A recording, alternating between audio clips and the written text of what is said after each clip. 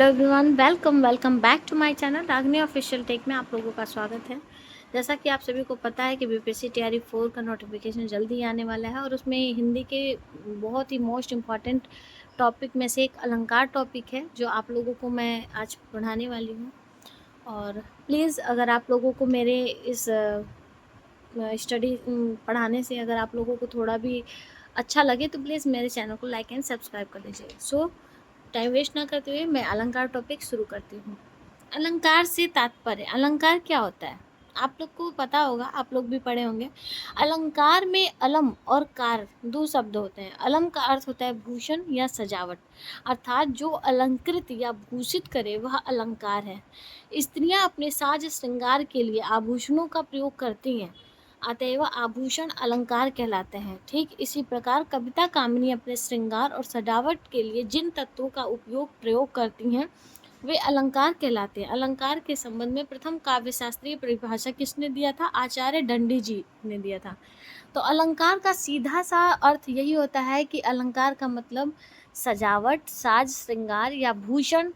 अलंकार का मतलब यही होता है, आभूषण। ठीक है, तो अर्थात हम कह सकते हैं काव्य के शोभाकारक धर्म क्या कहलाते हैं? अलंकार। काव्य में जो भी शोभाकारक धर्म होते हैं वो अलंकार कहलाते हैं। अलंकार शब्द की अवधारणा अत्यंत प्राचीन है, जिसका प्रारंभ में उपयोग व्याकरण एवं न्यायशास्त्र में होता है। आचार्य भरत ने सर्वप्रथम नाट्य शास्त्र में अलंकार को परिभाषित तो नहीं किया है, लेकिन 4 अलंकारों उपमा, रूपक, यमक और दीपक का उल्लेख किया है।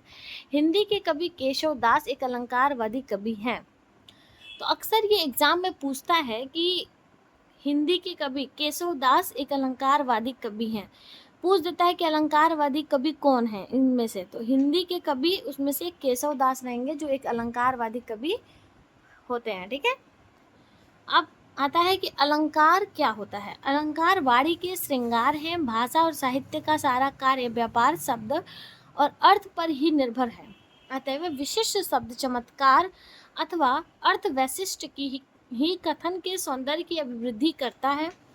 तो अलंकार का अर्थ ये होता है कि जो वाणी के श्रृंगार हों, जैसे अलंकार वर्गीकरण, इसका अगर वर्गीकरण हम देखें, अलंकार को सर्वप्रथम आचार्य वामन ने वर्गीकृत करने का प्रयास किया था। ये क्वेश्चन आता है कि अलंकार को सर्वप्रथम किसने वर्गीकृत किया था? तो आचार्य वामन ने किया था। अलंकार के भेद, अलंकार 3 प्रकार के होते हैं, शब्दालंकार, अर्थालंकार और उभयालंकार। ठीक है, अक्सर अलंकार 3 प्रकार के ही माने जाते हैं। कुछ कुछ जगहों पे उभयालंकार को अलंकार की दृष्टि से नहीं देखा जा रहा है, लेकिन अलंकार के 3 भेद होते हैं। अगर आपके क्वेश्चंस पूछे जा रहे हैं तो अलंकार के 3 भेद होते हैं। शब्दालंकार क्या होता है? शब्दालंकार वे अलंकार है जहाँ शब्द विशेष के ऊपर अलंकार की निर्भरता हो। शब्दालंकार में शब्द विशेष के प्रयोग के कारण ही कोई चमत्कार उत्पन्न होता है। इसमें क्या है कि जो शब्द विशेष के आधार पर कोई चमत्कार उत्पन्न हो तो उन शब्दों के स्थान पर समानार्थी दूसरे शब्दों को रख देने पर उसका सौंदर्य समाप्त हो जाता है। मतलब कुछ ऐसे शब्द होते हैं जिनका प्रयोग करने से उसमें अलंकार, मतलब उसमें एक चमत्कार उत्पन्न हो जाए तो वह शब्द अलंकार होता है। जैसे वह बांसुरी की धुनी कानी परे कुल कानी ह्यो तजी भाजती है। उपयुक्त में जो कानी शब्द है 2 बार आया है। पहले शब्द कानी का अर्थ होता है कान और दूसरे शब्द कानी का अर्थ होता है मर्यादा। इस प्रकार एक ही शब्द 2 बार अलग अलग अर्थ देकर चमत्कार उत्पन्न कर रहे हैं, इस प्रकार का शब्द प्रयोग शब्दालंकार कहलाता है। कुल कानी के स्थान पर कुल मर्यादा या कुल मान प्रयोग कर दिया जाए तो वैसा चमत्कार नहीं आएगा।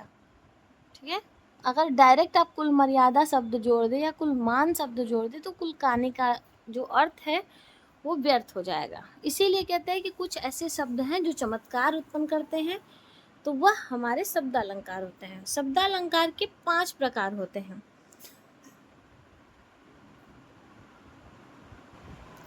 कौन कौन से होते हैं? अनुप्रास। शब्दालंकार के 5 भेद होते हैं, अनुप्रास, यमक, श्लेष, वक्रोक्ति, विवक्षा। मतलब 5 प्रकार होते हैं, जो एक बार आपको फिर से मैं बता देती हूँ। अनुप्रास, यमक, श्लेष, वक्रोक्ति और विवक्षा। अनुप्रास, जिस रचना में व्यंजनों की बार बार आवृत्ति के कारण चमत्कार उत्पन्न हो वहाँ अनुप्रास अलंकार होता है। अनुप्रास में क्या होता है? कुल कानन कुंडल मोर पंख उर्पे बनवाल विराजती है। जहाँ पे बार बार एक ही व्यंजन आए, जैसे कुल में क, कानन में क और कुंडल में क, ये बार बार आ रहे हैं। तो इनमें क्या है? क वर्ण 3 बार आया है, इसलिए अनुप्रास हो जाएगा। ठीक है, व्यंजन वर्णों की आवृत्ति बार बार हो तो अनुप्रास होता है। एक और एग्जाम्पल देख लिए, जो खग हो तो बसेरो करो मिली कालिंदी कूल कदम की डारन। कालिंदी कूल कदम की डारन मतलब क वर्ण यहाँ पे भी 3 बार आ रहे हैं, क वर्ण की आवृत्ति हो रही है, इसलिए यह क्या हो जाएगा? अनुप्रास अलंकार हो जाएगा।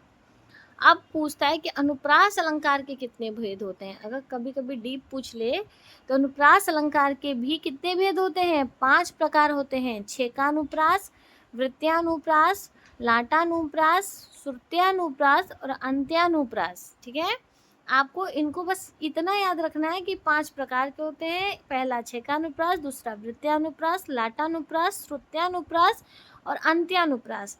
छेकानुप्रास, छेक का अर्थ है वाक् चातुर्य, अर्थात वाक् से परिपूर्ण एक या एकाधिक वर्णों की आवृत्ति को छेकानुप्रास कहते हैं। इसमें क्या है कि एक वर्ण या एक से अधिक वर्णों की आवृत्ति जब बार बार हो, ठीक है, एक या एकाधिक वर्णों की आवृत्ति को, मतलब एक वर्ण की आवृत्ति 2 बार हो जाए या मतलब उससे अधिक भी बार हो जाए तो क्या होगा? छेकानुप्रास होगा।